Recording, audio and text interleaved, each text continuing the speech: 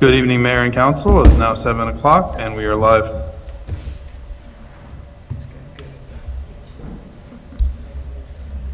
Okay, you about ready, everyone? All right, let's call the meeting to order. First order of business is a Pledge of Allegiance. So if you stand, flags are behind you.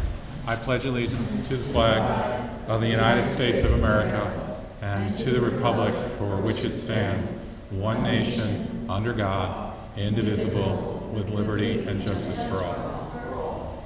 Thank you very much. All right, let's do our roll call. Molly, are you here? Yes. Amber? Yes. Lee's here. Paloma? I am here. All right, Pam? Here. Dan? Here. Jeff sent us an email, is excused, right? He's out of town on business. Yes. And then I see the city administrator. Do we have someone from the city attorney online? Good evening, Mayor and council members. Nicholas Port-Willis with Keenan Bean, City Attorney. Very good. Anyone else online for the city? I think that's everyone, right? Okay. So welcome, everyone. I thought of various things we could do on April 1st, obviously, and then I got warned by my spouse that no matter what I said, especially if it's really funny, it would be the quote that would appear, and it's like, oh, no, okay. So I'll avoid that. But I'm thinking about things we could do. And so with that, I'll start our first community segment. So we have folks from the Hudson Highlands Fjord Trail here to give us an update. I don't know who wants to start. Is it MJ? Is it you, Amy? Let us know who you are. So Amy Casala, I'm the Executive Director of Hudson Highlands Fjord Trail. And we have a little bit of a presentation for you. Okay. And yeah, do speak into the mic because that way we can broadcast to online. Okay. So we can move on. Okay. So just give a little background. There's always new faces. So we'll do a quick background and then give you a current status of where we are with planning and development of each phase and component of this. So this started almost 20 years ago, it's about 17 years ago, in Cold Spring and Phillipstown, looking at Breakneck Ridge area on 9D, seeing safety conditions like this, with too much traffic, plus train arrivals, no off-road infrastructure for hikers trying to get to the Breakneck Trailhead.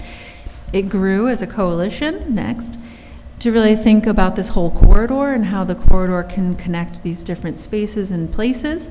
You have different parks, state park lands, and state park trails, but no way to connect in between all of them outside of a car. So the coalition came together. You have all of the municipalities. We crossed 2 county lines, multiple state agency partners, as well as Metro North and DEP, and a host of nonprofit partners, kind of keeping that community roots to the project. Next, sorry. It's evolved over time, so it went from really safety on the roadway focused and moving people to really thinking about how do we, deal with visitation, manage visitation. In between a master plan that was completed in 2015 and 2020, there were a lot of changes in terms of COVID and visitation getting too high, a focus on equity and accessibility that maybe was too light in the prior iteration. So those new goals have been shaped and into a new plan, and that is the one we've been working with right now. Lots of outreach inform the plan as well as our consultant team, and we're always out. I think we have a list of 8 things we're doing this month alone, just to get out, see as many people, talk to as many people as possible, and that continues to allow opportunities to refine the plan.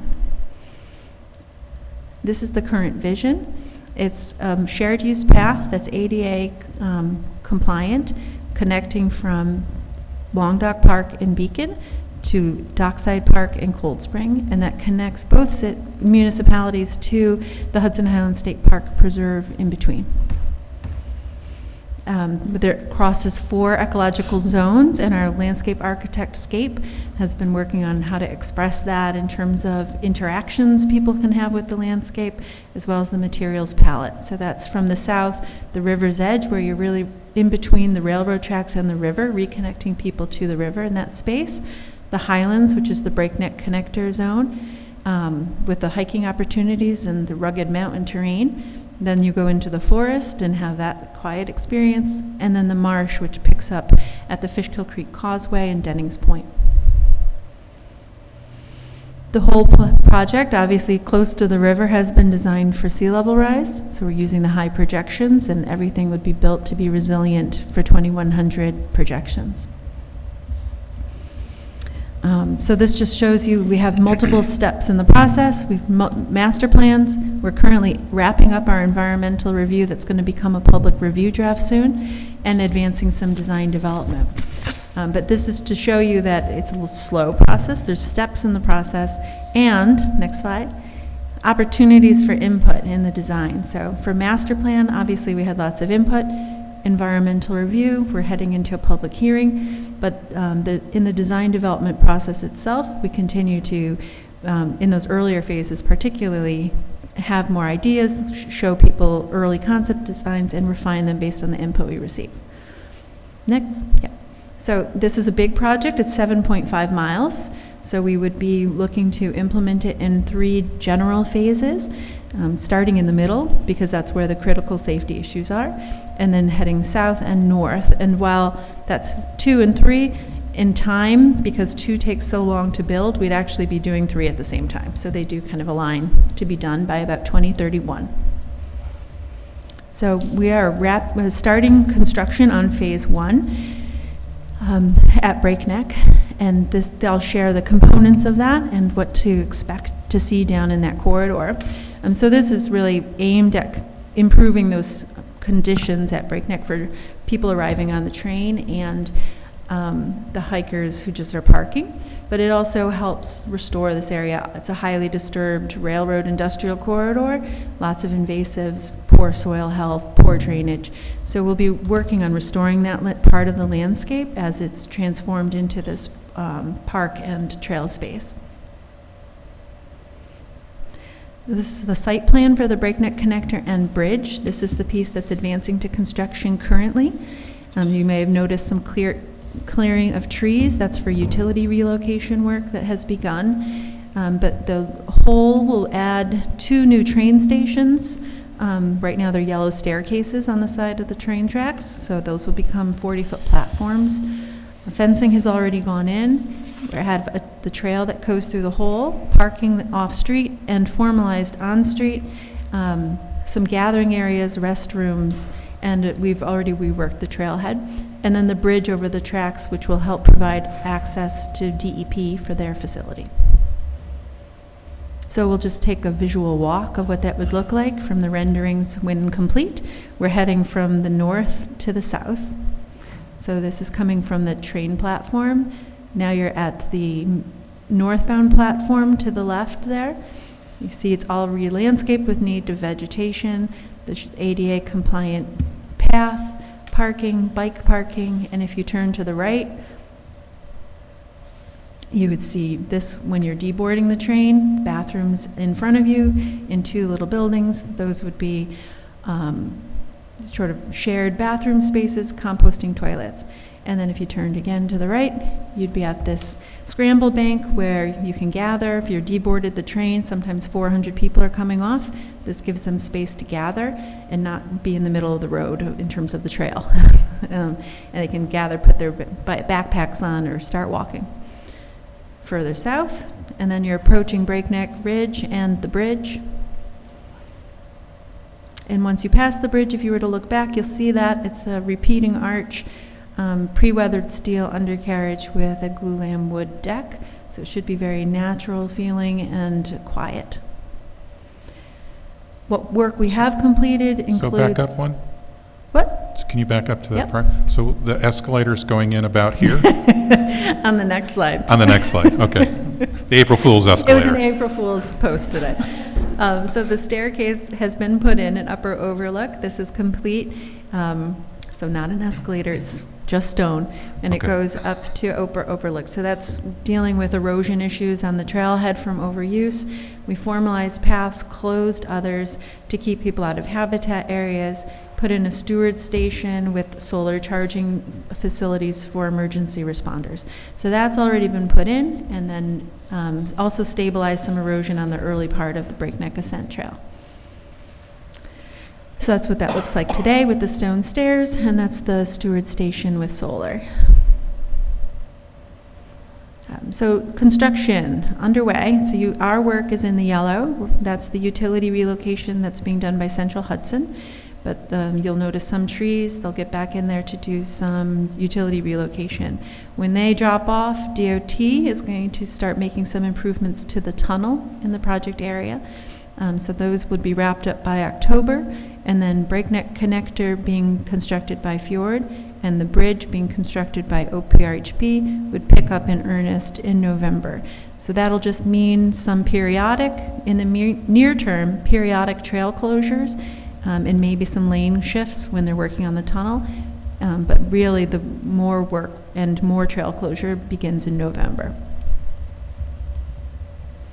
Also part of Phase 1 is Dutchess Manor. Everyone's always familiar with Dutchess Manor. We purchased that a few years ago to be our staff offices and visitor center. So we're at 30% design with that and starting the process with the town of Fishkill to have that space reworked. And ultimately, it has been added to over time. So you see the original historic structure in yellow, and then different additions that happened as they expanded the catering business over time.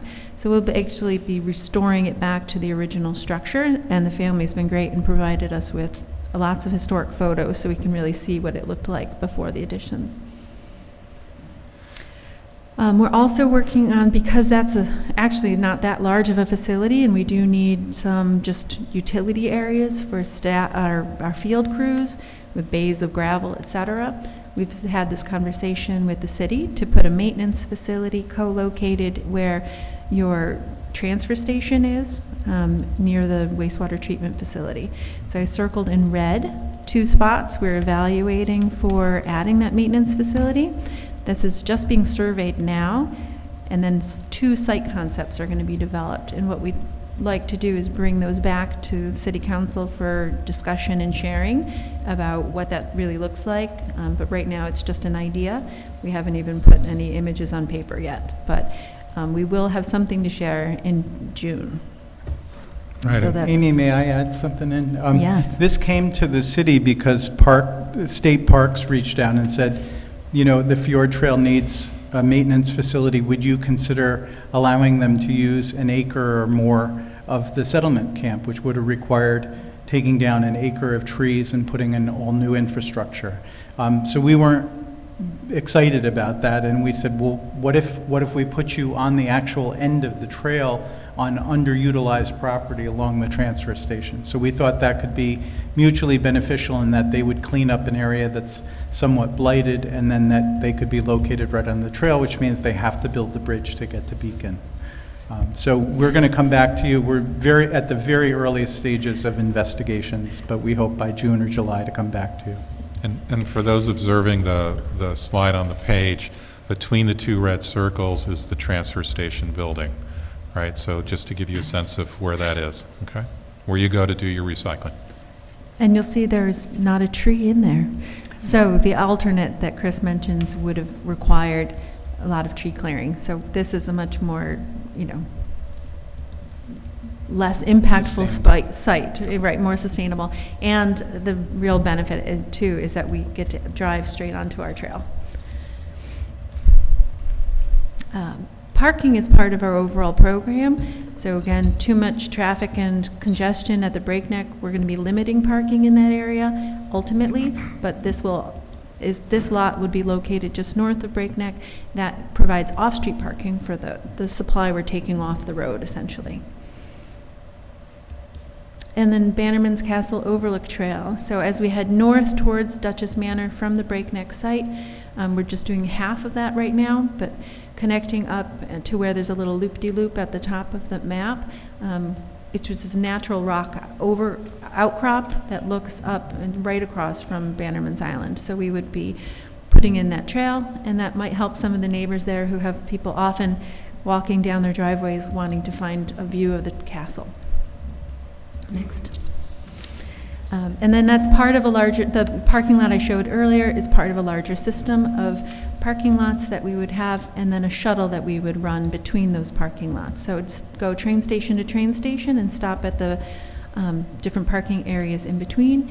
So if somebody can't park at Breakneck, they can go up to Duchess Manor, our headquarters, park there, and then take a shuttle or walk back to Breakneck Ridge. So that's all Phase 1, and that would all be opening in about 2026. And so construction will take a little over 2 years. Phase 2, which is already in the planning, would be focusing south. We're looking at dealing with the visitation management and congestion issues in the village of Cold Spring, and then how do you have a safe walking route from between the village and Breakneck. Currently, people walk on the road. It's a little, white knuckle driving when you do that. And then restoring as we can go along that way as well. It's about 2 miles, this route, and this again is where you would be on the water side of the railroad tracks. So this is where you're restoring access to the river. We'll just get a few snippets of what that looks like. So it's a mix of on-grade trail where we have enough land for that, and some on structure. And there's 2 different structures the engineers have been playing with based on water depths and construction logistics. And this would be before you have a highway corridor, a rail corridor, and after you'd have a trail corridor. So just put multimodal corridor right there. But you can see we're retaining as much existing vegetation, adding more vegetation as part of the planting plan, and providing safe walking. In addition to walking, again, this is really trying to be as accessible as possible as a project. We have different rest stops that can be a place to sit, enjoy a view, maybe put your toes in the water in 1 or 2 of those spaces, but every quarter of a mile essentially is the spacing. So if you're walking and you need to stop before you head back, you'll have a space to sit down. So this shows you what a on-grade trail would look like. So it'd be a gravel surface that's an ADA mix, but maybe some space to the side where you could go, pop down and on this little spit of land and put your toes in the water. And sometimes you don't have as much land, so you're on a structure, again, staying at a sea level rise as well. And so this is an example of being on the structure, but still maybe having a space built in where you could have some place to pull over, enjoy the view, take a rest. And then you reach Breakneck itself, which used to be 9D route, used to go around there. So there is actually this little road bed. So here, again, we can return to being on grade. And Phase 3, again, this is heading north, but that's connecting into the city's park and trail system, Dennings Point, and really opening up, I think, for a little more exploration, the Fishkill Creek Causeway.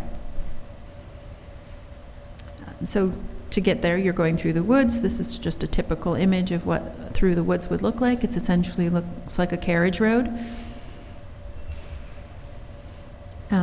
When we approach the Fishkill Creek, you might have some spaces to enjoy wildlife viewing or fishing. And then you head across Fishkill Creek on a bridge, which would be a new bridge built by Fjord that goes, it's a pedestrian only. So it's not using Tyranda Bridge, but it would be using, basically creating further towards the water, towards the river, a new bridge that would be pedestrian only. And then it connects straight through into the existing trails at Madam Brett and Long Dock. Which also is part, and I put a little, can we go back one? The Beacon Hopewell Rail Trail Study, which the city's participating in, is sort of that last piece of that. And so we're involved in that conversation of how do those 2 projects hold hands or become one in this particular location. And here I will turn it over to MJ Martin. Sure. So the good news is we only have 30 more slides. April Fools. I'm just going to talk briefly about some outreach that we've done and some outreach that we plan on doing in Beacon and the surrounding community. In the past 12 months, thanks to Dan and former council member Justice McCrae, we were able to have a ward meeting with the constituents in wards 2 and 4, where we were able to share some information last May. We also had some stakeholder meetings. We've met with Neil and his team at Bannerman to talk about that overlook, and we've also met with Beacon Sloop Club members for a brief information session. We were at the Pumpkin Festival, which was a lot of fun in October, and we just recently had a public info session at Duchess Manor on March 11th, which several Beacon residents attended, which was really great to see the turnout. We've got another of those on Wednesday, and we hope to have more Beacon residents there as well to learn more about the visitation management and visitation projections for the project. And that is actually taking place from 6 to 8 p.m. on Wednesday at Duchess Manor. And you can, I think we may be full, but if you're interested, you can sign up for the waiting list, and we may find space if you're really interested.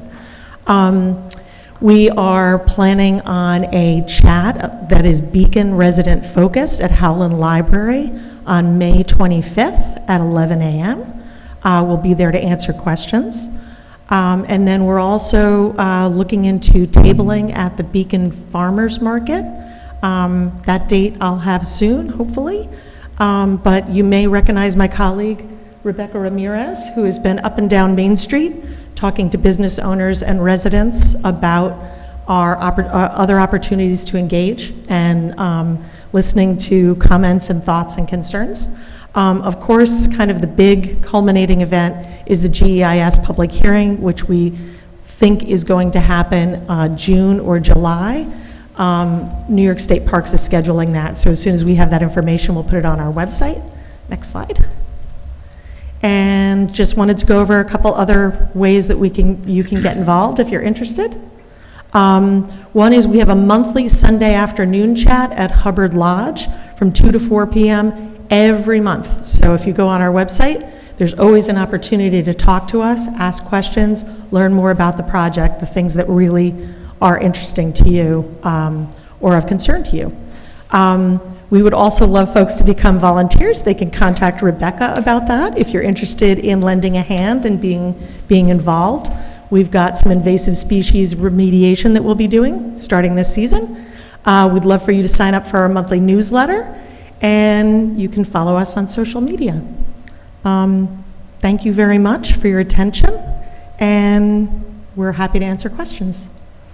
So, hey, I'll start you up. Thank you so much. And, we're so appreciative of how much work you've done. We are anxious to see you move into Beacon and continue the work you're doing here. So a couple of thoughts. Obviously, we're very interested in where you're going to cross the creek, and we recognize that you can't get all the way to the bridge. We're trying to help you get connected to the right parties to get as far as you can. And then the other one I think we have interest, because you mentioned the bridge, is how you're going to connect to the train station. We're going to be expecting that to eventually morph into some sort of a multimodal stop on the riverside, I think, over time. We don't control that, Metro North does, but that's what we understand might be coming over time as they do their development. So I just want to make sure you're aware and that you're going to work with us. So. Of course. So right now, the project stops just in Long Dock Park, but I think we are completely open to going under that bridge and seeing how that connects and making sure that whole space works and functions well together. Yep. Great. Thank you, Pete. Other questions from council or others? I was curious when the shuttle might start. Is that going to start in 2026 or whenever the phase 1 is finished? Yes. What are some of the volunteer opportunities like? What kind of volunteers are you looking for? We're looking for all sorts of volunteers. So we have clerical work for someone who might be interested in working in the office with us. We also have event work, obviously, as we go through to communities and have these events like the chats and the public info sessions. But also the thing that we're really gearing up for right now is gathering and mobilizing a group of folks who want to get out and work on invasive remediation. So we're going to be starting a project at the upper overlook section at Breakneck, trying to work on, it's really riddled with invasive species, and we'd love to get a foothold this season. That'll be a multi-year project, obviously, but we'd love to get a core group of folks who are interested in working with us in that way.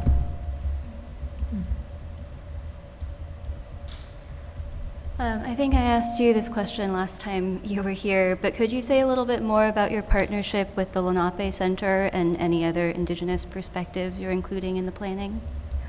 Sure. It's an early relationship, I'd say. We've brainstormed ideas, and this always feels like a slow-moving object. So my answer probably hasn't changed a lot. We've explored having a circle that's dedicated space at our visitor center with a sculpture that would be commissioned from a Native artist, and then other interpretive elements and stories that we'll be able to tell as we get into interpretation, which will start actually starting this summer. We'll start to work on the themes and content for our interpretation.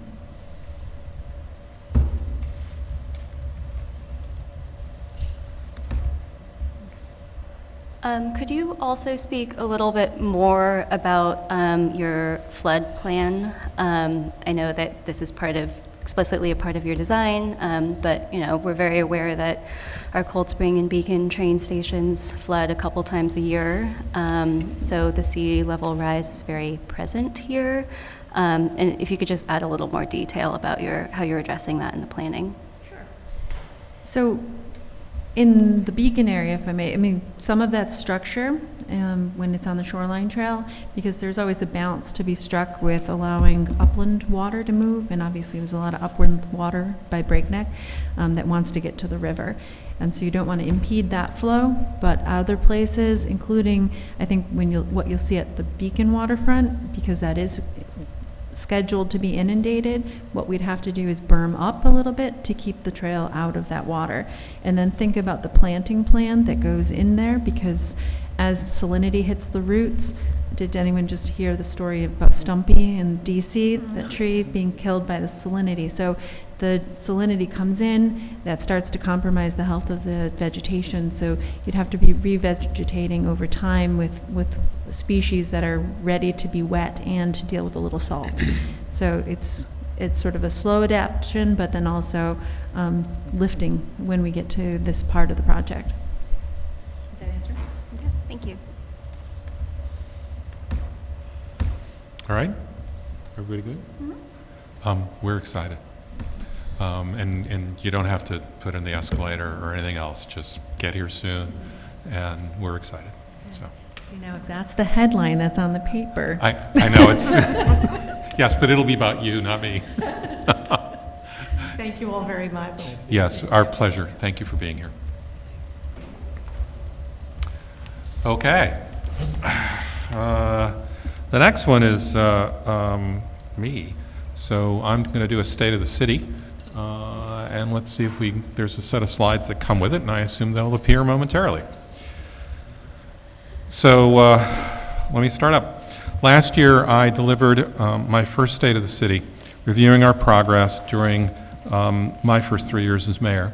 Tonight, I want to provide an update on some of the achievements of this past year and our goals for the coming one. To place this in historical context, Beacon has made a spectacular transformation in the 30-plus years since I first joined the City Council in 1993. From a down-and-out factory town with a largely boarded-up Main Street into a rejuvenated small city with a thriving Main Street, preserved history, and natural beauty, the envy of the Hudson Valley.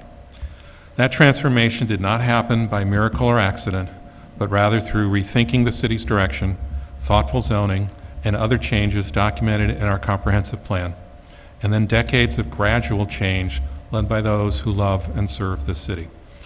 Yet we face new challenges today. How do we complete updating our 100-year-old infrastructure?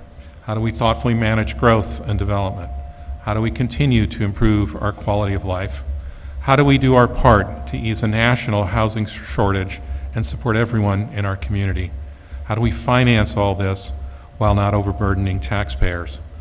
So, how have we done? Beacon, I'm proud to report to you that the state of our city continues to be excellent. The things I'm going to talk about are on that page on the screen. In the past year, we've maintained financial discipline, and I do always start there. enjoying more than $1 million increase in sales tax from our new agreement with the county, and keeping our tax increase below the state mandated property tax cap. We did that while breaking ground on a new central fire station, making record infrastructure investments, improving our quality of life, continuing our climate leadership, and providing high-quality, professionally run government. So let me give you some of the details, and we'll start and go in that order, okay? So first, I wouldn't be me if I didn't start with some numbers on the table. So in terms of financial position, Beacon remains in the best position it's been in decades. Throughout my 30 years of service to the city as a council member and now as mayor, I have always been the taxpayers' fiscal watchdog, working to limit property tax increases while expanding services and investing in the city's infrastructure. Let me start with a big one that's on the right. And so that particular graph shows our sales tax revenue from 2011 to 2024. And you can see in those first couple years, it was around $5 million total and then dropped almost $1 million. That was the first year of the older tax deal. So we lost close to $1 million. And then our growth rate, and you can see that, didn't grow that much. And that was the second problem with that deal. So we renegotiated. I had a ton of fun because I got to be a numbers geek. And you can see the numbers. Our first full year this year was $5.8 million compared to 4.6. And this year we're expecting it to probably exceed $6 million. All right, so it's a huge number. That really was a watershed for us. So 2003 was that first year of the 10-year sales tax sharing agreement that I negotiated with the county. We gained more than $1 million, as you can see, in additional sales tax revenue last year. That's going to grow to more than $2 million, really meaning close to $7 million over time, right? And to put this into context, an extra $1 million plus in sales tax revenue is equal to 10% of our property tax base. So think about it as a way of saving a 10% increase on your property taxes.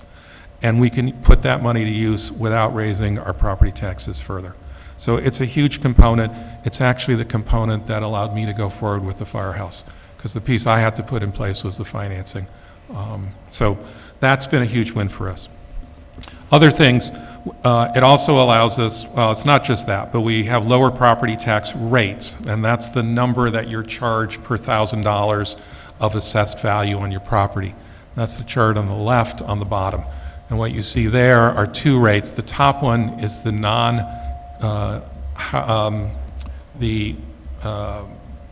non-homestead rate. The non-homestead rate is the one applied to commercial properties and apartments more than 3 units.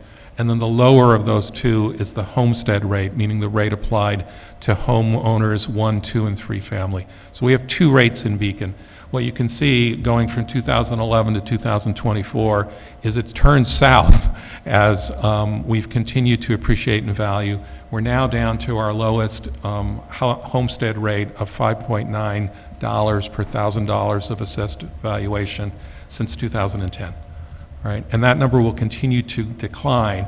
And so what that means is even though your property value might increase, because we're dropping the rate, the actual tax that you're going to pay is much more moderated. And that's how we can deliver to the community much more modest property tax increases. Right? So those lower rates, that appears on our $35 million budget, and it will continue to come down over time, and I can assure you that increasing your property values is not going to translate into tax increases of anywhere near the number of your assessed value increase, all right? And each year as we come in with the assessments, I'll do some sort of video to kind of take you through what you should be expecting, all right? Not only are the rates coming down, but we've managed to keep down the property tax increases. That's going to be the bottom right chart. So in addition to keeping tax rates low, we are committed to minimizing any tax increases. The mayor's 2024 budget kept the overall increase in total property taxes to 2%. That's despite higher inflation, in that 2 to 4% range, and well below the state's allowable cap, right? And we're fully committed to continuing this policy as we kind of move forward. All right. So what I want to show you on that bottom right chart is those are the latest 4 years, 2021, 2, 3, 4. That first number is the total growth of the levy, the property tax levy, meaning how much extra do we ask of all property owners in total, right? So you can see 2.6%, 4.6, 1.72, pretty small numbers to begin with.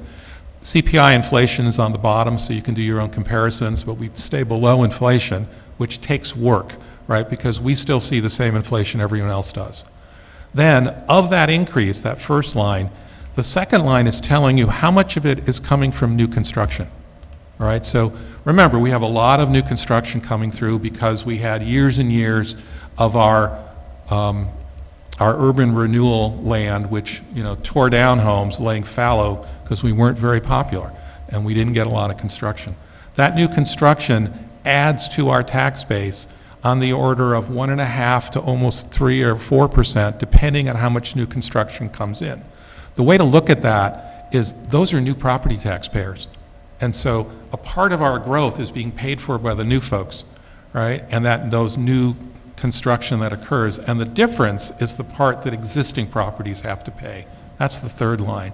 When you look at that line, 1.4%, 0.9, 0, and 0.5, we can't keep doing that every year, but we're trying to do that as often as we can to keep tax increases for existing properties low, and we do it a couple of different ways. We do it by the sales tax deal that we did, by increased fees for haulers on septage and other things where we can charge others, and then the new construction component. And so that new construction is helping us pay for all of the quality of life increases you're going to see in the budget, covering inflation more than we need to ask our taxpayers to do for us. And so I think that's an important part of making the budgets work. It's one of the areas I worry the most and try to make these things work. I spent a lot of time with the city administrator and our finance director on these items. The last thing I'll say in this area is just that we have a very strong bond rating, right? We've maintained our AA2 Moody's bond rating, which is one of the best in the region, and that allows us to borrow money at lower interest rates. We're about to have to go to bond market for the firehouse. Because we have a AA2 rating, we're able to borrow at a much lower rate than other places. The city of Poughkeepsie just had a bond rating improvement, but they were close to junk because they had problems with their fund balance. So that's the piece I wanted to get to first, and that sets the stage for all the things that we'd want to do. And as long as we keep, you know, doing our homework well on the finance side, we can do a lot. And let me talk to you about some of that. So the second one I want to talk about is public safety. This city, again, I have 30 years of perspective, is a safe community with great police and fire teams. Our biggest ongoing challenge is a national one, which is dwindling volunteers for our fire and our EMS services, and a need to fund a shift to more career staffing. And remember, as we do career staffing instead of volunteers, we got to figure out how to fit that into the budget. We did some of that already, but we're going to have to keep working on it gradually each year. We will do it in a way that's gradual to make sure that we can figure out how to fund this. In terms of fire staffing, in my first term, we fully funded going from 3 to 4 firefighters 24/7. Right, so that has to cover 4 extra employees because to get to get 24/7, you need 4? You need 3? You need 4, okay. We later promoted staff to have a lieutenant on every shift, so we have a command structure on every one of those shifts. And in 2023, we said thank you to retiring Chief Gary Van Voorhis and welcomed our new chief, Tom Lucchese. In terms of ambulance services, 2023 marked the first year where the city made a major budget commitment. It was $250,000, which we'd never had to pay before, for local EMS service, for a combination of a new contract with Ambulance, that's their name, to provide ALS, which is Advanced Life Support Ambulance Service, as well as funding BVAC, the Beacon Volunteer Ambulance Corps, to make improvements. That's probably going to be an ongoing commitment, and again, one we have to figure out how to cover. Other places in public safety are police services supplemented with mental health, domestic abuse, and addiction services added in my first term, serve us well.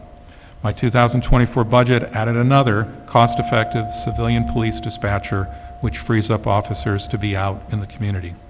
And then finally, and then you can see this in the picture, our biggest and most obvious news is the thing across the street that's going up and looks great, right? So if you pass by Route 90 and Main Street, it's last June we broke ground on our largest capital project ever, a $14.6 million rehabilitation and expansion of the Beacon Fire Station. As mayor, I insisted we reuse an existing firehouse. Other proposals in the past, we had proposed building anew at a new site and a new structure.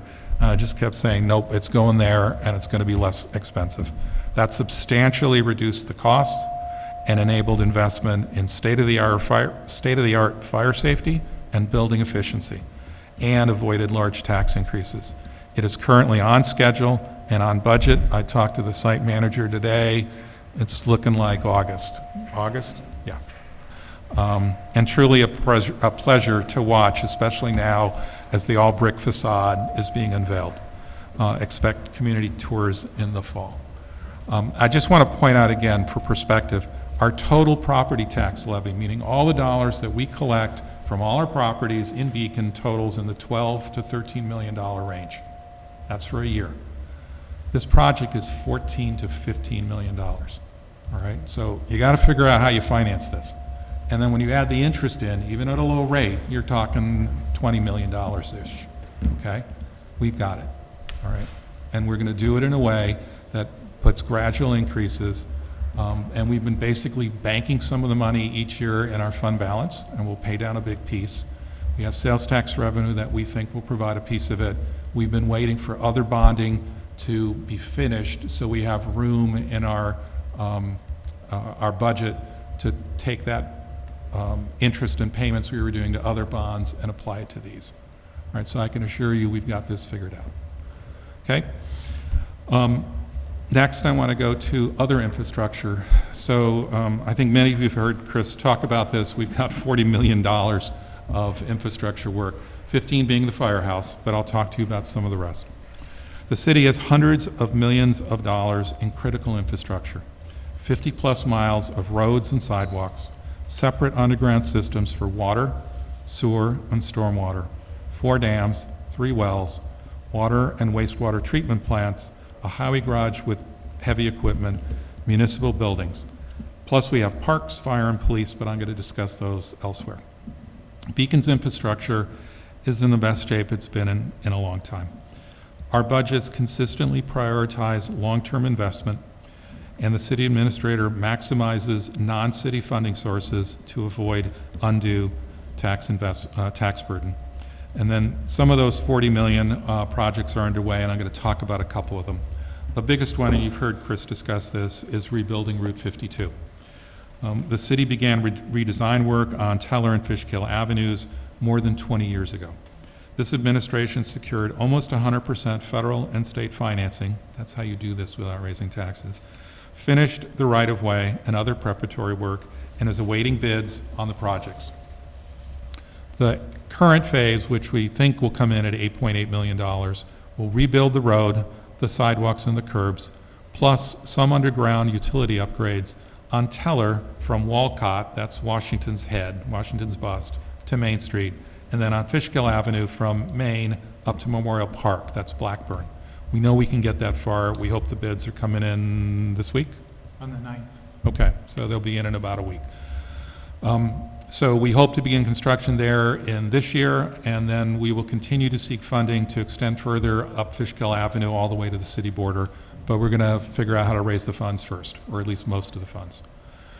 In terms of wastewater and water infrastructure, we continue our long-term investment in drinking water and wastewater systems. A lot of that is going into the wastewater treatment plant in the next several years. That includes settling tanks. That's the thing on the top right in the picture. Those are settling tanks where the goo in the wastewater either goes down or is up and skimmed away. A dewatering system, a pump station for wastewater treatment. The pump station is on the bottom left. That's at the foot of West Main. And then finishing updates to 2 dams, and soon we'll begin rehabilitation of the Melzinga Dam. Melzinga Dam is the one in the center. That one we're starting on this year, next year?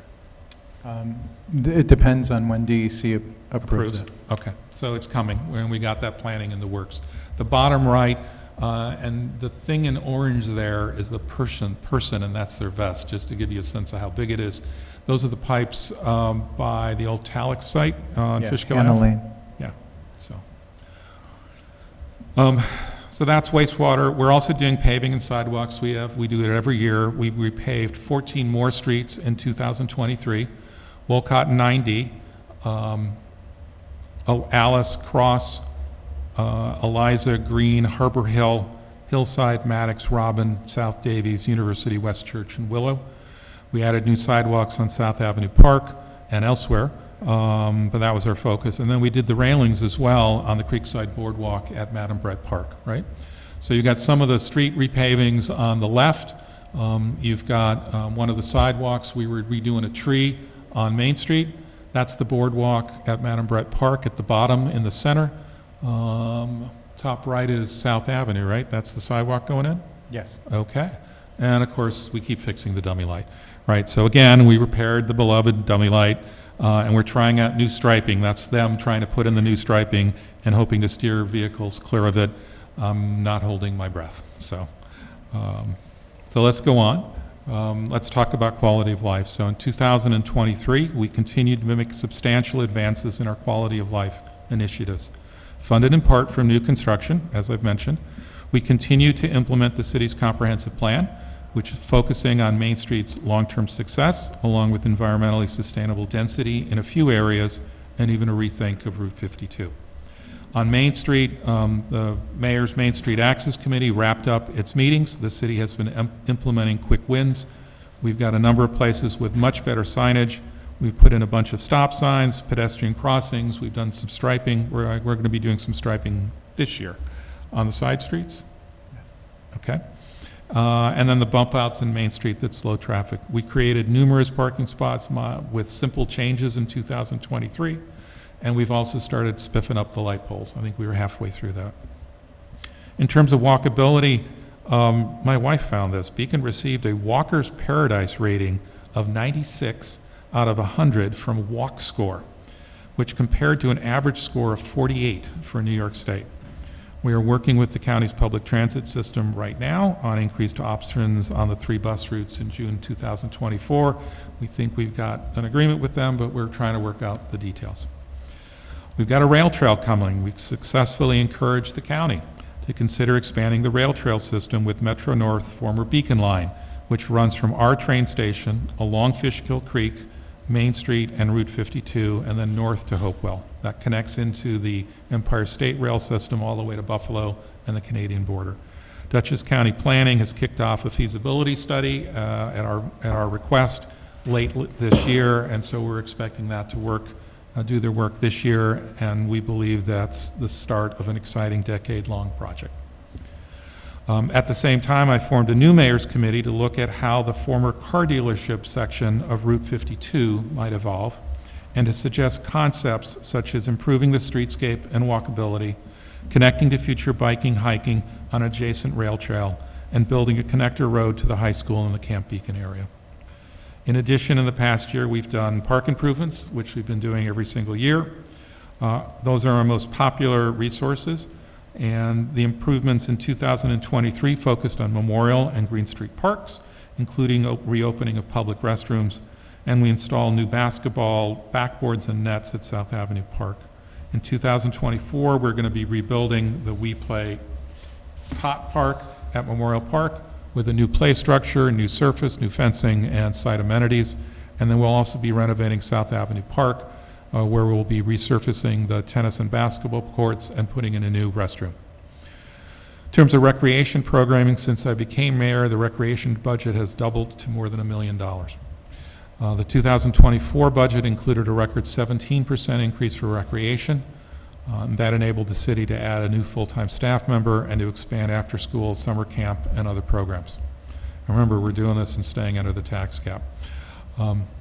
As you just heard from Amy and MJ, the city strongly supports the Hudson Highlands Fjord Trail to connect Beacon and Cold Spring.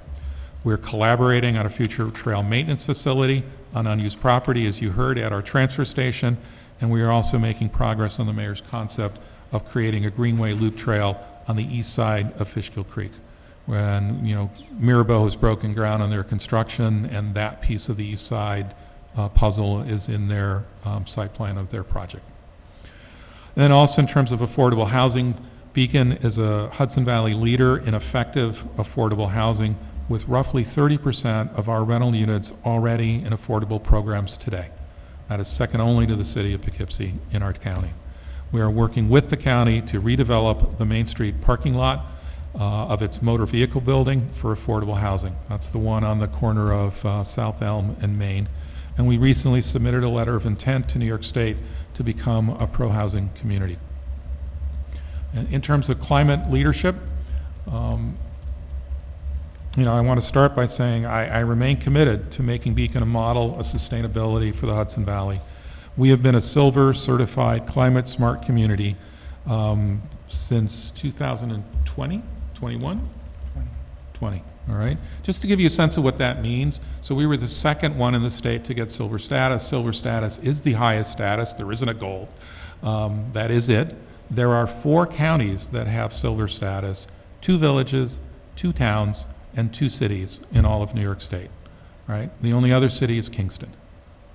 Counties, we can't compete with them. But, when a whole county does it, bless them. The 2 villages are both in Westchester, the 2 towns are both in Westchester, and they're pretty more affluent than we are. So I think we're doing okay. But for us to be truly climate smart, which is what our silver certified climate smart community says we are, we have to prioritize what matters most and find ways to achieve those goals over time without overburdening taxpayers, right? And that's going to be the trick, right? We could all want to do all of it all at once, but we kind of have to prioritize it. Let me give you some of the pieces that we've got in place. First off, we're 100% renewable electric, right? We already had about 80% of our electric coming from our own solar farm on our landfill. To the extent we have any additional needs, and that's shrinking over time as we build more solar on city property, we buy the rest by doing renewable energy credits. We are continuing to implement our green fleet policy. That adds both all-electric and hybrid vehicles to the city's fleet each year. We also continue to monitor emissions from city operations, and we're installing additional EV charging stations in public parking lots. The bottom right picture on this page is me getting a charge out of the latest EV lot. As you heard, our central fire station will be amongst the most environmentally sustainable in the Hudson Valley. It's an all-electric station. It features geothermal heating and cooling. It uses a large number of wells dug in the adjacent parking lot, which is what we have to do to that parking lot before we resurface it. It has high-efficiency installation, natural lighting, and an additional electric vehicle charging stations coming as that lot gets redone. In 2024, we also look forward to installing a solar panel array on the highway garage, which will give us an incremental generation of renewable electric. And then we're also launching a community solar program with Mid-Hudson Energy Transition. In terms of municipal composting, the city recently composted in 2023 upwards of 100,000 pounds that we diverted from our trash into our composting. And we are expecting that to grow further. And then once again, we welcome the Green Team Beacon, which is a program of the Cornell Cooperative Extension, that's them in the middle there, and supported them in planting pollinator flower gardens on city properties. And then finally, we planted even more trees in 2023 at Memorial and South Avenue Parks and on Main Street. This year, we also initiated a new program in addition to our own tree planting as a city, where we offered Beacon property owners the opportunity to purchase and plant trees at almost 50% off the retail price. It's been fairly successful, and I'll ask you how we did. You would tell us now, or? 37 trees we sold. And that's the public doing it, That's in the addition public. to ours. Yeah, so we'll be over 50 trees this year. Great. All right, thank you. Then finally, I want to talk about good government. I think none of this gets done unless there is a professional, kind of objective, doing the right thing, taking their time government. Beacon's form of government has a part-time mayor who manages a full-time professional city administrator.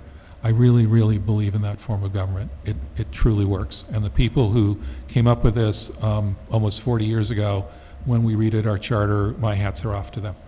I believe residents, taxpayers, and employees deserve a professionally run city, one that uses taxpayers' funds effectively, that empowers department managers and develops our employees. We have an outstanding, we have an outstanding city administrator. He wrote that, I didn't write that. I wrote that. Let's be really clear. And we use outside professional services for our city attorney, our city planner, and our city engineer. And that's because I want objective advice, and I want good, strong advice. I believe in empowering managers and encouraging robust debates on priorities and how to get things done, and I believe we get much better results and more satisfied employees. Let me just a couple of specifics, and then I'll wrap up. In terms of transparency, we strive to make all city, board, and committee meetings open to the public, well-publicized, viewable online, and by tape on local cable, with opportunity for public comment. Don't worry, your public comment's coming right after me, right? We continue to successfully attract professional and well-trained employees. That includes a new city planner, a new building inspector, fire chief, and city clerk in the last year, and quality additions in multiple departments that broaden our diversity. Our full-time HR director has helped leverage the city administrator and the mayor, and has updated and standardized employee policies to effectively support our 130-plus full-time, seasonal, part-time workforce. Then just some final words. In closing, as I said at the start, the state of Beacon is excellent. I am truly proud of the work we've accomplished together in the past year and during my 4+ years as mayor. More remains to be done, but let's take a moment to review our progress with some perspective and to appreciate what's been done. This past year, I helped organize a meeting and discussion with 4 current and former mayors, Beacon mayors, whose tenures covered the last 35 years of Beacon's history. So that was Claire Lou Gould, Steve Gold, Randy Casal, and myself. There's a photo of us on the prior page. Now that's truly a long view in terms of perspective. One of the things that clearly rang out from the conversation was just a simple formula for progress, regardless of politics, partisanship, and short-term travails, which was have a shared vision of where we want to go, provide city services well, keep tax increases modest, and keep patiently heading toward that vision. You're not going to get it all done at once, but you can see where we've been, and it's taken us 30 years, but it's a pretty amazing journey. I want to thank the City Council, the employees of the city, including our department heads and our city administrator, who make it all happen, as well as the residents who volunteer their time for the city and the community in so many ways. I love Beacon, and it has been my deep commitment of community service for more than 3 decades, and it is truly an honor to serve you as mayor. So thank you.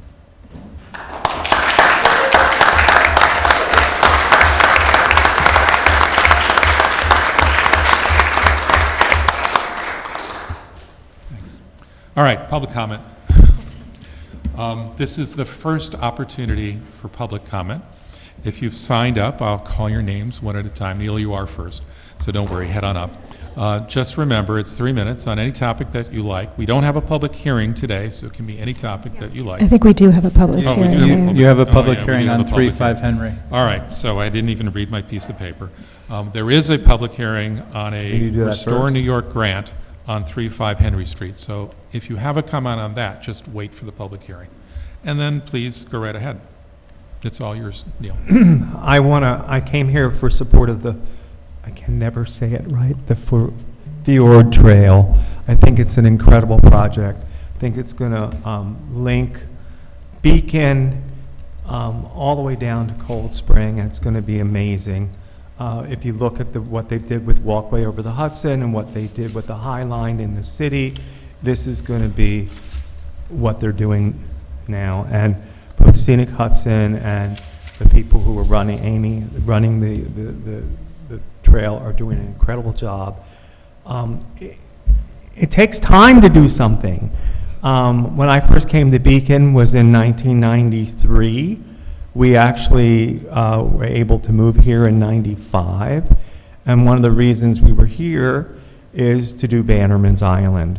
As of this year, Bannerman's Island is 30 years old from when we incorporated the city, so we'll be celebrating our 30th anniversary for Bannerman Island. So we're really proud of that. But when we came here, I saw the city council and the mayor at that time talking about how to revitalize the city of Beacon. And we came to a meeting at the Howland Center for Bannerman's, and everybody was there, including Mayor Gould and a lot of people. And we could see what was going on across the street. There was 2 buildings being restored, and we knew, and early everything, an antique shop was there. We knew it was going to change. But we also came to meetings and saw people like Mayor Kiriakou and Steve Gold and Chris White and even Randy Casal and Mayor Gould talking about these things and the road to change. And some of that was changing the zoning without changing the zoning on Main Street so that the storefronts that were apartments could change. Bannerman Castle Trust would not have an office on Main Street or a gallery there for Bannerman. So we're really thrilled about that. We don't know how long we could afford to stay there, but we're there, and we're really thrilled to be there. And I want to thank all of you for that. I want to thank Amy and all the work that you guys are doing. And I know there's another project here. They're doing a wonderful art for Michael back here, and we're really for your project. We think it's going to be a great asset to the city, and the arts always make things incredible here. So thank you for doing what you're doing, and thank you to all the people who are making Beacon an incredible place. Thank you so much. And thank you to Kelly Ellenwood, who's now our development officer for Bannerman Island. So we're thrilled to have her, and she's great. And so are all the people here. Thank you. Bye-bye. And so with that intro, the next up is Kelly Ellenwood. I'm not going to say much because I think Neil said it all, but I just want to say thank you for all the hard work you have all done, and great call on not denuding the settlement camp of trees. Wow. I know there's a different power shift between who owns the settlement camp and who owns the our transfer station, but I think it's going to work out well. So, well done. And oh, if we're going to have any extra money in the budget, I would like to propose that the Howland Center gets a nice little chunk of change to restore that portico, or at least go to their event on May 9th. All right, that's it for me. Thank you.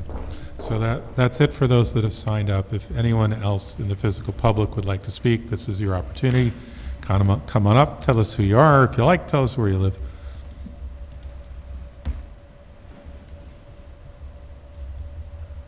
Let's try to do my stopwatch just to...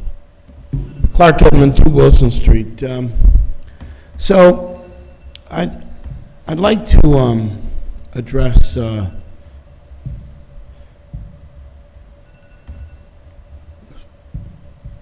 whatever. See if I can't turn it off.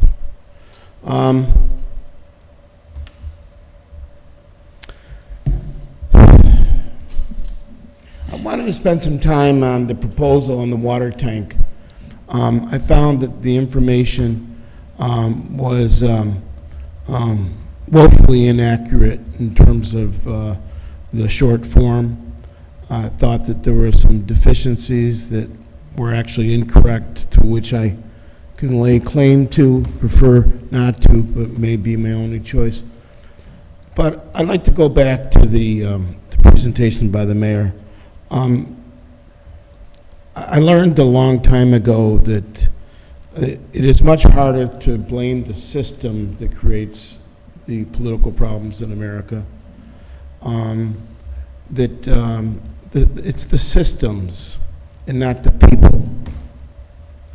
The systems are allow for the errors that people make in the human spirit of life. I don't know if that makes sense, but it really does come down to what we as the public permit to occur, and in the absence of a media that is tenacious to pursue the idea of a better democracy.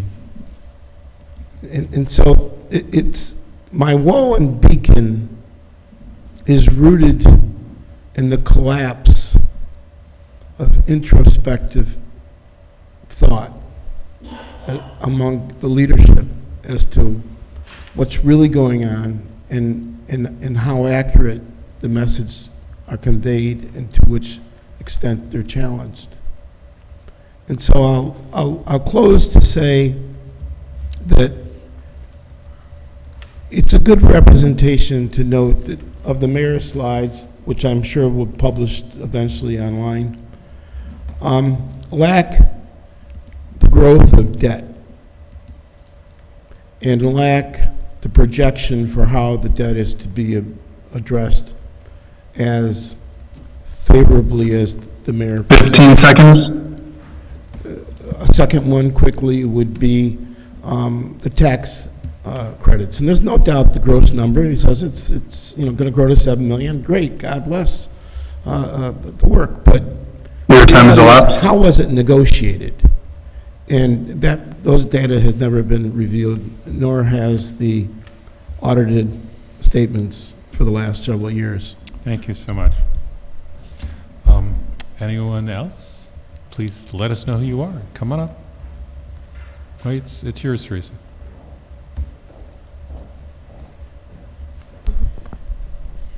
Teresa Kraft, Ward 3. Grateful to the mayor and the team for tonight's positive State of the City address. Last week I watched along with the workshop online and agreed with many points. I believe we're heading in the right direction with the parking with the new city planner and team. One of the things that was brought up was the transition zone. I really think the city should go back to having the historic overlay districts have more protection. I don't think it's too late to undo that. I agree with keeping the meeting's public comments to a civil tone, making it mandatory that everybody follow the same rules, and if not, they get ejected from the game. I suggest that the City of Beacon consider replicating some of the success of the Catskill Mountain Railroad, a family-friendly tourist attraction that has recently been awarded grants totaling over $4.5 million. We know bringing back the Beacon Incline will never happen, but by converting the recently abandoned rail spur into a tourist light rail attraction, the city would not only reduce traffic congestion, but also improve walkability and provide a reliable mode of transportation for people across Beacon, connecting the future Fjords Trail and the larger Hudson Valley. Who wouldn't love to experience riding a trolley-type train again? Thank you. Thank you. Anyone else in the physical audience want to make a comment? Okay, and remember there is a public hearing on one item, so you can also reserve comments for that. Does anyone online want to make a public comment generally? If you're on Zoom and you'd like to make a public comment, please use the raise hand option at the bottom of your screen. If you're joining by phone, please press *9. If you'd like to join and you're tuning in by YouTube, you'll need to join the Zoom by visiting beaconny.gov.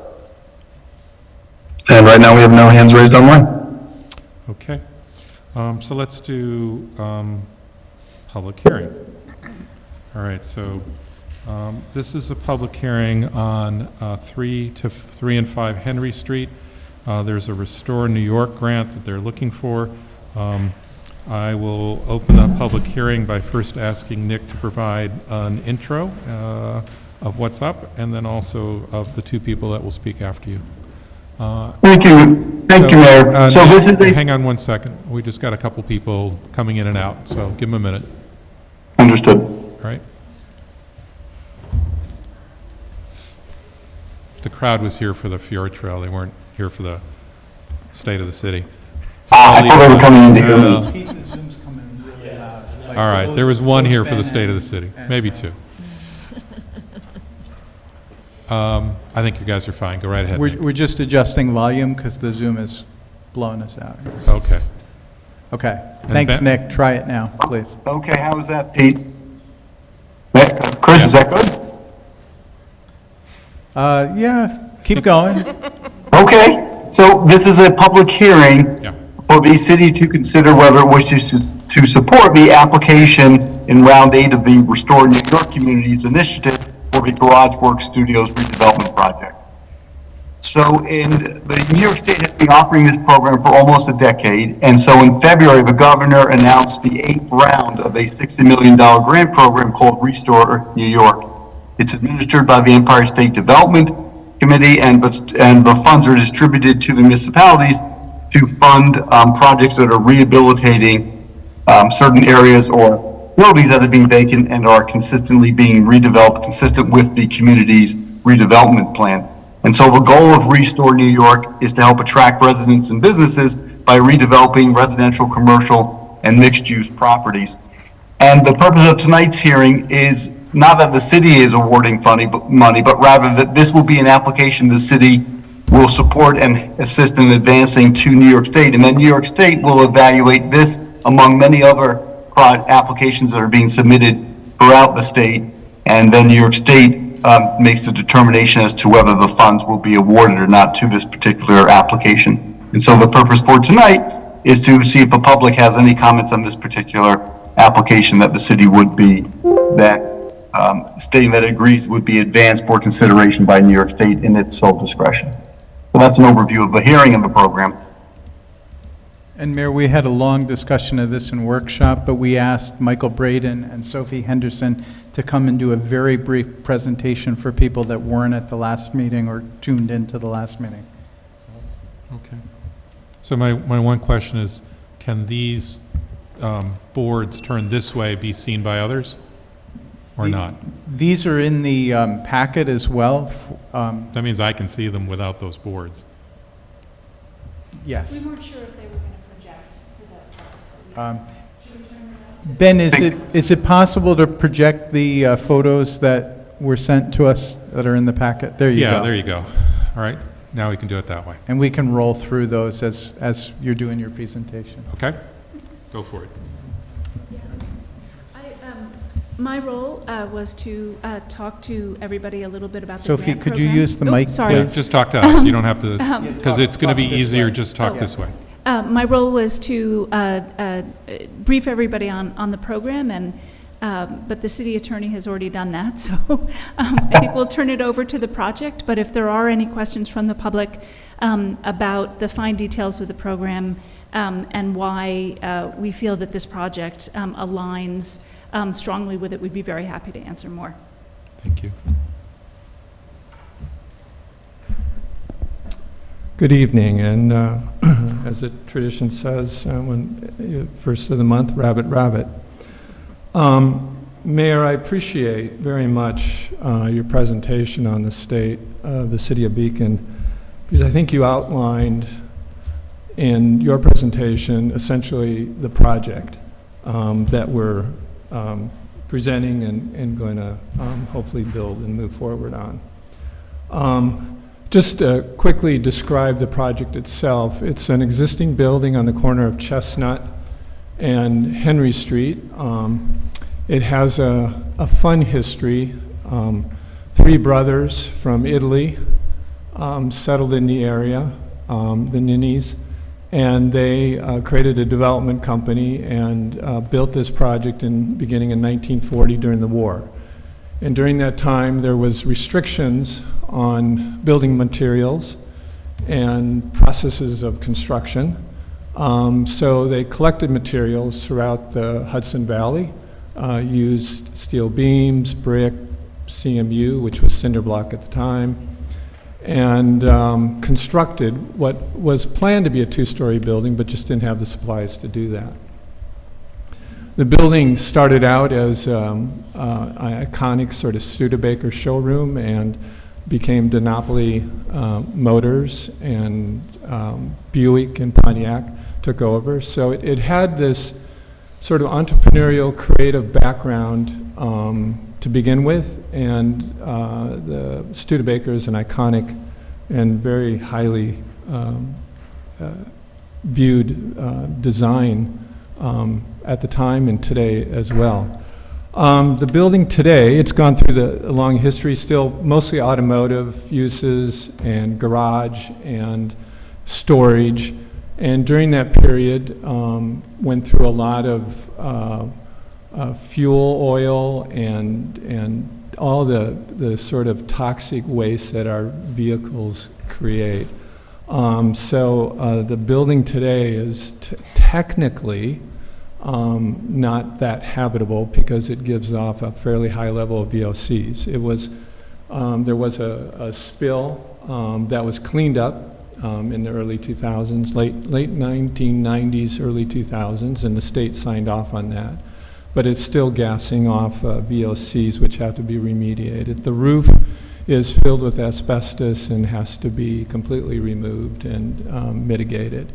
And then just the structure of the building has been under significant neglect and needs just a lot of remediation to just bring it back to life. That being said, it's a unique site. It's a wonderful opportunity. It is in the transition zone, which I just personally have a real affinity for. And it's just kind of the history of the building. So I was looking for a place to have an art studio for myself, and the square footage of this was more than I needed. So the vision here was what can I do to give back to the community? And to start with that is by renovating this building, we'll be contributing back to the tax base, right? Which will help anchor the vision that the mayor and the city council have worked so hard to promote. And we're trying to hang on to the sort of qualities of the building, but actually update it and bring it into a sustainable environmental stewardship, I guess is a great word, educational opportunity for students and for the community and for the city as a whole to show what would happen if we put all our eggs into a basket. From the roof will have a large I think it's 63 kilowatt PV system, photovoltaic energy system. That in turn will allow us to be an all-electric building that is zero carbon and zero draw on the grid. Actually, we will be net zero building. And you can see on the image, you'll see all the solar panels. And as of a couple days ago, I've added solar thermal. So our hot water systems will be supplied by the sun and will then interact with what we are doing geothermal. So we have vertical wells that go down and will actually be under the new guidelines, being able to go deeper. And but the solar thermal will interact with the geothermal, reducing the energy load even further. Doing something that I haven't really seen in Beacon yet is that we're taking all the rainwater that lands on the roof, which has quite a few toxins in it, to put it simply, you know, heavy metals and different things that are accumulating in the atmosphere from just the winds and blowing around. So we're going to take all that runoff water and run it into a biofiltration planter that will be all along Chestnut Street. And that biofiltration planter then becomes an educational opportunity because it'll be filled with wetland plants, both in terms of the flora of those kind of environments, but also a nice educational opportunity from a sustainability standpoint. This building is a mixture of both passive and active environmental and solar sort of controls. On the Henry Street side, we have a large green wall which will buffer and filter the facade and help mitigate the different, you know, from summer to winter atmospheres, with the vegetation coming off in the winter, allowing more radiant heat gain. We're both now upgraded to both dual and triple pane glass, depending on the solar orientation. We're putting in all new sidewalks.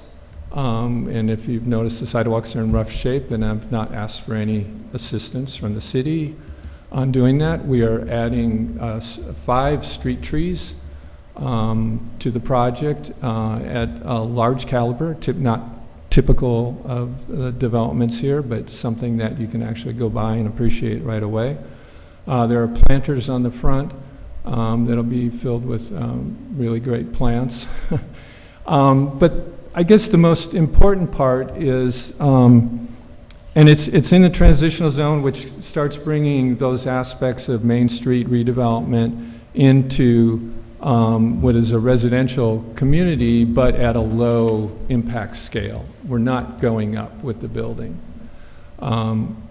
Is the actual programming of the building. So it is programmed with 3 rental studios, art studios for artists, and my vision here was really looking at professional artists who already live in the community but just don't have the space and facilities to work. That will help support the programming of community outreach, which will, the focus has been on disadvantaged youth and people who just haven't had opportunities to show artwork or to have places to work. So the viewing room is a gallery space that will be open to show work, but it'll also be a place to have poetry readings and different stage readings or small, introductory music kinds of opportunities on a periodic basis. My main painting studio, which is where I would be working, will also have an opportunity to show larger scale events. We've already had the Beacon Bonfire in that space, and it was a really successful event. Watching what the folks in the Beacon Bonfire, what they put together, and having this raw space to just kind of work with, it was really pretty exciting to see. And the amount of talent here is just, in Beacon, is it's wonderful to be able to express that. So that will show anywhere from music to fashion show to puppets to whatever, things are going on. So, and then there's this sort of street scene, what it brings to the street. But that's kind of an overview of what the project is about, and appreciate the opportunity to kind of share that with the community and answer any questions that come up. When I open them. If it's okay, we have any public comments, right? So Yeah, so we noticed the public hearing, and we could just go into that. All right, so you've heard a presentation, so this is the public hearing component. If you And have, I think Nick had a little bit, Nick, did you have anything you wanted to add? Chris, no, I think this summarizes for now. There is in the council's packet a resolution that goes through the criteria and establishes that the application satisfies that criteria. Okay. Yes, sir. Clark Edmond, 2 Wilson Street. So this is a classic example of what I was talking about earlier about the dearth of public information and analysis in terms of making critical decisions for the city. Here you have a parcel that's approximately 10,000 square feet, purchased by an owner whose address is in 1 East Main, and for the price of $825,000. My quick seat of the pants survey would be that it could logically provide for 30 units of affordable housing at the cost of $825,000 for the site. Demolition costs rounded up to $1 million, divide by 30, and you come up to a per unit land cost of about $30,000 or so per affordable housing unit, which could go under an ownership program for a mortgage of probably somewhere around $250,000 under affordability program. Be a rent, it would be significantly affordable. So the council is being asked to endorse one person's vision for a gracious community objective in favor over the designated zoning of residential housing in a primary premium location where height, sun, and development features of traffic and flow and appropriateness are primary and only substitutable by maybe the county And you're being asked to endorse this one person's vision, very glorious, very endorsable. Artist community is a very important attribute, but is it really more important than providing affordable housing? In doing so, your endorsement tonight says, no, this is more important. And so you shed 30 potential apartments. If it was under the same program, it might even be subsidized to some degree to worthy applicants. So the council is, the gloss is, oh, we're embracing the work of art, and my heritage runs deep in the idea of art. But you're at the same time denying what you claim to be your desire 15 seconds. for affordable housing. But the public won't really understand that unless you admit that that's the exchange, that you're trading a zone, an RD3 zone. Your time has elapsed. For someone's vision for the art community. Thank you. Yes, ma'am. Come on up. You can come up. That project was already on the board and denied. I am in support of the city working with the grant applicants processing the Restore New York Communities Initiative. I am also grateful this project took a major step back from the initial multi-story complex, taking cues from the building's past.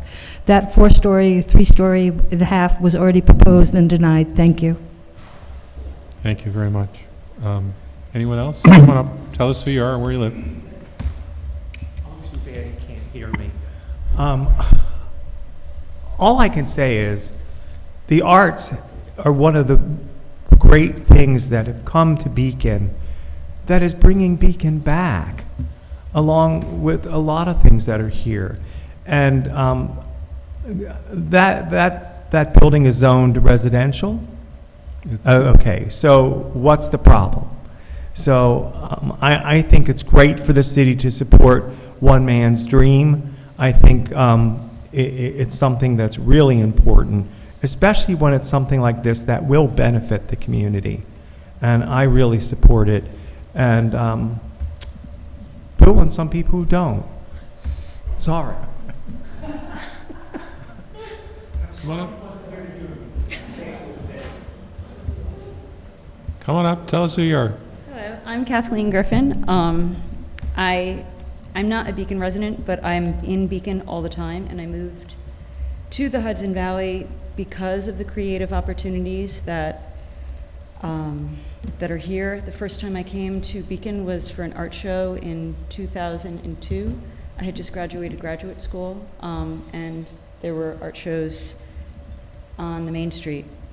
I think I'm part of a very large cohort of people who made their life in New York City as an artistic professional and came to the Hudson Valley for exactly opportunities like the one being proposed.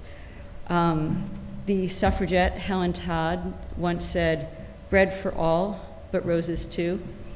I think it's sometimes impossible to quantify numerically, although we oftentimes try in the arts, what having the arts brings to people, particularly at-risk children. As an adult, I've worked a lot with at-risk children, but as a teenager, it was exactly opportunities like the ones being created that took me out of one situation and opened the doors to something totally different. I think that when we talk about the loss of housing for one group of people, it's important to talk about the loss of that other opportunity that might inspire and drive or bring somebody from one situation to another. So I am in support of the project, and that's just what I want to say. Thank you. Anyone else in the physical public want to make a comment on this particular hearing? All right. Ben, anyone online? We do have one hand raised online. That's McCall. You have permission to speak whenever you're ready. Hi, good evening. My name is Michal. I live in Beacon. I would like to ask the council to consider very carefully whether they would like to endorse a private citizen that hasn't made any specific commitments to the disadvantaged youth receiving an additional $2 million from New York State. I understand that it is not from our city's budget, but there was a lack of information provided about how much money in total the project is and how much money was already provided by New York State grants. I believe, my understanding is that $2 million were received from a different grant and $2 million are now being asked for and the council is being asked to endorse it. Why isn't the city of Beacon applying for the same $2 million for disadvantaged communities to go to our facility at 23 West Center Street to really help our disadvantaged youth, as opposed to an empty promise to help without any specifics? Thank you. Thank you very much. Mayor, just a point of information that the New York Restore grant is not applicable to municipal buildings. And we do have to have a private partner. This is a program through Empire State Development. It's very geared towards assisting businesses to get over the renovation costs of blighted buildings. And it's the first time anybody's ever come to us to say, would you do this? And it was well prepackaged. This isn't being done at any detriment to other projects. This is on top of that. And if the state thinks it's a good program, the state will fund it. If the state doesn't think it's a good program, well, it's up to them to decide this. This is simply allowing this entity to apply. Okay. Anyone else online, Ben? No more speakers online. All right, can I get a motion to close the public? Motion to close the public hearing? Second. So Molly and, is it Pam? Okay. All in favor? Aye. Aye. Anyone opposed? Okay, those are our public hearings. Thank you all very much. Reports of council. You want to start at Molly's end and work our way over? Sure. I will be having office hours on Friday, April 19th. That's 2 weeks from this coming Friday, from 4 to 6 p.m. It will be in Pole Hill Park if the weather cooperates. If not, it will be at Bank Square. We have another public hearing, another public meeting similar to this one the Monday before, so I'll update on the location then, depending on what the weather looks like it will be. But if you look for me in Pole Hill and I'm not there, look for me in the coffee shop right next door. And then also, Chris, I don't know if it makes sense for this meeting, but Lee mentioned the pro-housing letter of intent that was set, and I'm very curious to know, I see there are a couple of options that that you can apply under, so just kind of what the next steps are with that, anything that would be helpful for us as the council, the public, to know about that process. And with that, I'll pass it to Amber. Thank you. I'm also very interested in becoming a pro-housing community and understanding those options. So I have two things. I wanted to remind people that next Monday is a solar eclipse, and we are not in the path of totality, but we will have probably around 3:30, 3:26, I think, about 95% coverage. So I just be prepared for that.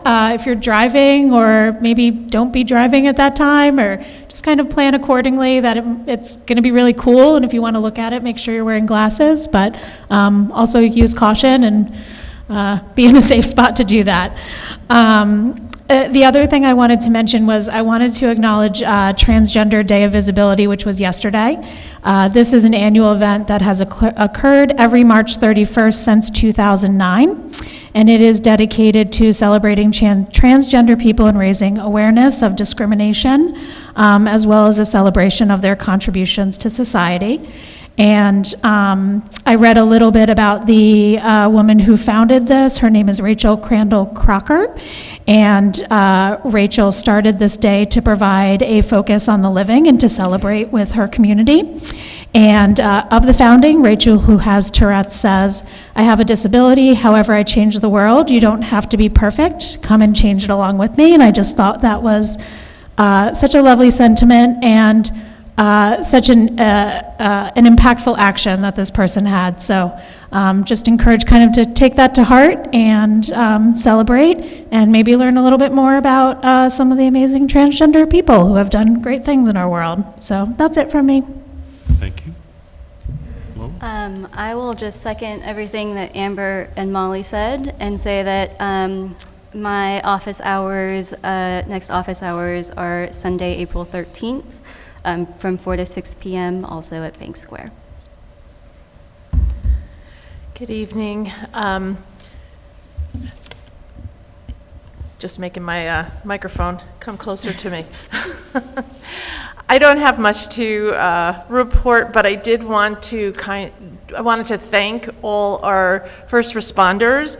I know we had a fire in Colonial Springs Apartments that our firefighters worked hard for. And one thing with that is if you see a fire, call 911. Do not call the firehouse general number.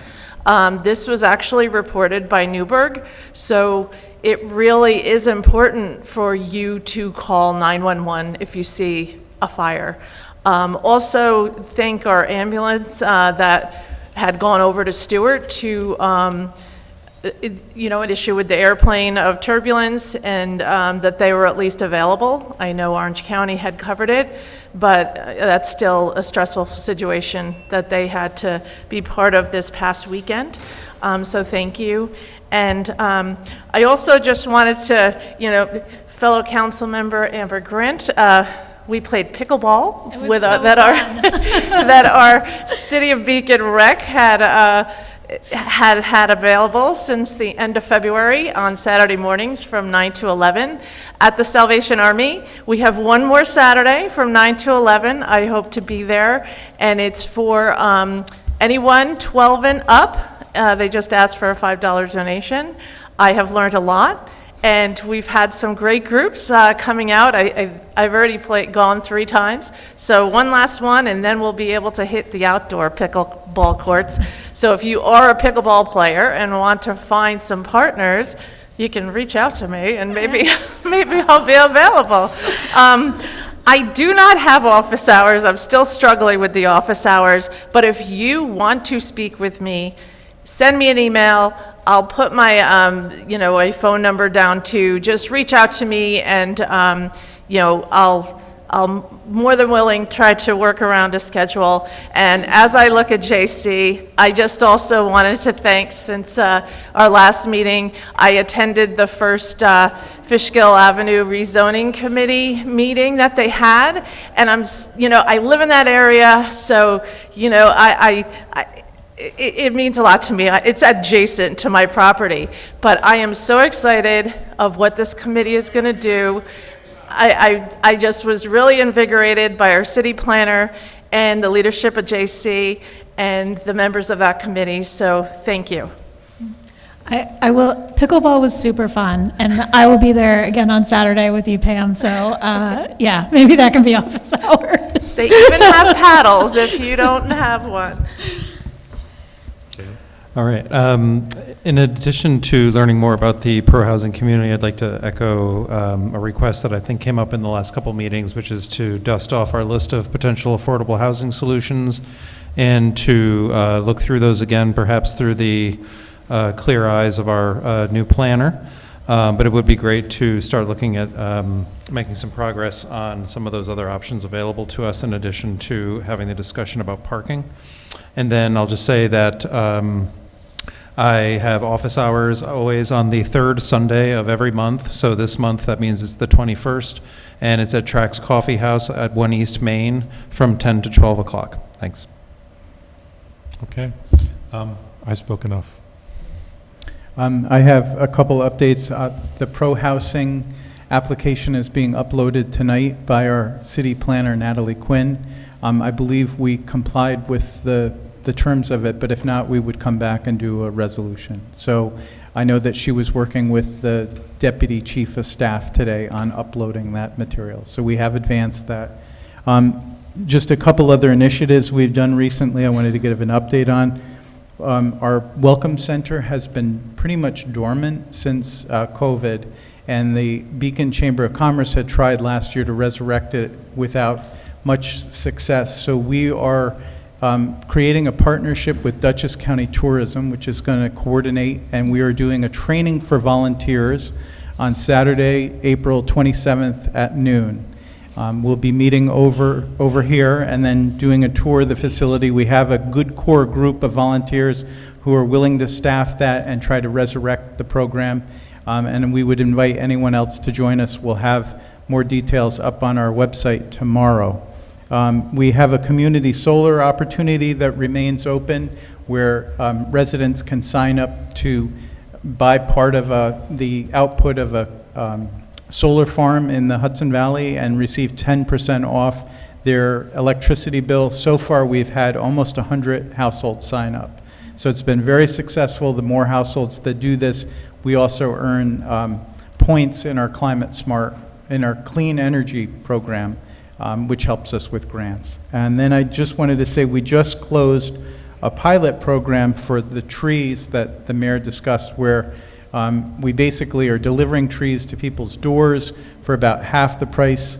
There's no city funds involved. It's just our sweat equity in delivering these and having arranged wholesale prices with a vendor locally. We view it as having been really successful the first year. We look to expand it next year and figure out some different offerings we could do. We definitely know dogwoods and redbuds are more popular than the huge trees, so we'll recalibrate for next year. I'm sorry if you only just found out about the program and it's closing, but we did need to have a cutoff. And that's all I have. Thank you. Okay, I do have one item before we start on a couple of resolutions, which is a proclamation. So this is in honor of autism awareness, because April is Autism Awareness Month. So whereas autism is a pervasive development disorder affecting the social learning and behavioral skills of those affected by it, and whereas autism was once thought to be a relatively rare disorder, but with increased awareness and diagnosis, it is estimated to occur as frequently as 1 in 60 children. And whereas there is no cure for autism, it is well documented that if individuals with autism receive treatment early in their lives, it is often possible for them to make significant improvement. And whereas the Autism Society of America has spearheaded an awareness effort in order to educate parents, professionals, and the general public about autism and its effects, now therefore be it resolved that I, Mayor Lee Kyriakou, do hereby proclaim April as Autism Awareness Month in the City of Beacon, dated today. So thank you. Okay, we've got two resolutions. Let's start up on them. One is declaring the City Council's intent to be lead agency. We would be lead agency for the secret review regarding the Mount Beacon water tank replacement project. Let me get a motion and a second. Motion. Second. So, that was Amber and Dan, and then Nick, will you give us a background for the public? Thank you, Mayor. And this was discussed at last week's workshop meeting of the City Council. The city owns and operates a 1 million gallon water tank at the top of Pocket Road on property located in the city of Beacon as well as in the town of Fishkill. The water tank is about 70 years old and needs to be replaced. So this is the first step in that of a public process in which the city declares its intent to be the lead agency, so that under the State Environmental Quality Review Act, it's the city that says we are going to look at the potential environmental impacts and identify those and analyze them. The other involved or interested agencies are the town of Fishkill, the Dutchess County Department of Health, and the New York State Office of Parks and Recreation. So this is merely giving the parties the notice of the city's intent, and then once the 30-day passes, and assuming no one objects, this will then come back to the city council to make that secret determination of significance. Okay, any discussion by the council? Nick, it looks like there are some easements that will be involved in this project. Will that come later once the lead agency question is resolved? That is correct. And the New York State Parks Department, which is the one that would be providing the easement to the city for some grading and I think a retaining wall adjacent to the water tower, they cannot take any action on that until the secret determination of significance has been made. So after the secret determination of significance is made, we then come back to you for authorization to enter into an easement agreement with the state. And then, Chris, I know, at least previously, there's been some discussion of if, once this project is complete and where it would end up, that there might be the potential for parking at that trailhead. Can you say at this point whether or not that is still an option? We did a lot of tidal research on Pocket Road that was necessary for this, and it turns out that we have an easement over Pocket Road. We actually don't own Pocket Road. And we do need an easement from one of the adjacent owners, who's one of the owners of the road also. And so I don't think we're going to be able to do it. It's really a private, we'll look into the easement further, but we don't own as much as we thought originally up there. So we have an access easement across 2 parcels, and one of the parcel holders is key to us being able to rebuild the tank, and they do not want parking up there. They said this easement really is for your water services. Now we'll continue to work on it, but I think that might be why this got marked as a private access, because it technically is a private access. Oh, great. Thank you for that update. Interesting. Yeah, and we just only learned that about 4 weeks ago. Any other thoughts or comments on this particular resolution? Okay, so this is to declare the City Council lead agency for seeker purposes regarding the water tank replacement project. All in favor of that, say aye. Aye. Aye. Anyone opposed? Okay, 1 down. So the second one is a resolution supporting an application for Round 8 of Restore New York initiatives for the Garage Works Studio project at 35 Henry Street. Can I get a motion and a second, and Nick will talk us through it. Motion. Second. So that's Amber and Dan. And Nick, you've already introduced it because of the hearing, but is there more that you would add? And what is it that we are doing, and how does it help this grant? Sure, Mayor. So nothing further to add, but the resolution goes through the criteria that the state requests the city find in advancing this application for the state to then make its consideration as to whether the state should award any funds. So the whereas it states that it aligns with the city's vision for the transitional zone for the revitalization and repurposing of the vacant space, the former garage shop, so as to attract, create, and sustain art, culture, and employment opportunities in the community, which the applicant spoke about during his presentation. That the funding is appropriate for this specific rehabilitation project and facilitates the effective and efficient use of existing and future public resources, so as to promote economic development and the preservation of community resources. And then just states that the city held the public hearing and that the city supports the application. And Chris, or Nick, I just want to reconfirm, I think, a couple of things from our original conversation. The applicant had stated that that there would be no fees for the city, either some kind of reimbursement would be worked out, so the city is not paying for any of the application fees, correct? Correct. They're going to reimburse us for the cost of notification in the paper, for our attorney's time, and also for the 10% that is the match, the local match. Great. And then the other... So this will be cost neutral to us. Okay, thank you for that. And then the other thing I wanted to confirm is that the city can consider multiple applicants, but only advance one forward. Did we hear from anybody else who's interested in applying for this grant this round? No. Okay, thank you. Any other comments, questions by the council? Okay, I'll just add that one of my first focuses when I became a council member in Ward 2 in 1994 was on this building and about, its impacts on the immediate neighbors. So it's been a long time coming to see it change. So all in favor of Sorry, before we do that, I'll also say that I appreciate there have been some comments about whether or not this fits the full criteria, and as sort of Amber, I think Nick said, that that's up to the state to decide what they want to do, but I appreciate that this is something, whether or not we end up being successful this time, that this kind of project could be, this kind of funding is something that there seems to be value in us seeing, whether or not this fits, and as Amber clarified, this is the only project that comes forward. So there might be future projects, if there is more than one, where we might take more consideration of what best fits within the future vision of our city. But I do like this supports the arts and also the environmental impact that the design of this building seems to be taking into account as well. Yeah, and as we further our progress in the community, we become eligible for some things and lose eligibility for others. I remember hearing very, directly but privately from Empire State Development, the quote was, "We're a victim of our own success," in terms of the DRI grant, the Downtown Revitalization Initiative. And it's like, well, wait, we've got great ideas. And they said, no doubt that you do, but there are other communities that have greater needs in their downtowns. And so I think the ability to find new sources and new ways to leverage grant money, which has always been a way that we've been really successful, is investing additional funds, not our own, into the community. We may come up with some new ways to do it, and this may be one of them. So, all right, everyone ready?